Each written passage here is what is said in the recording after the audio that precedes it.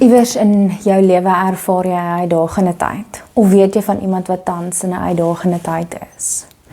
Ons word gebombardeer deur moeilike omstandighede. Lewens wat verwoes word, lewens wat geneem word. 'n Lewe wat tot 'n einde kom wat naby aan ons is. Brande wat lewens verwoes. Afhanklikheid, siekte, seer. Elke dag is hierdie uitdagende tyd of iemand wat naby aan jou is, wat 'n uitdagende tyd beleef.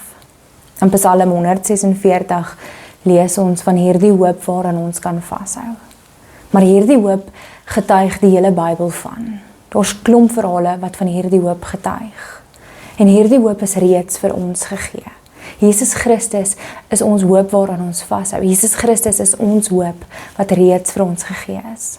Mag jy vandag iemand herinner wat in 'n uitdagende tyd is, dat die Here jou nie los nie. Dat Jesus Christus daardie hoop is wat reeds vir jou gegee is. Dat jy sal vashou aan daardie hoop.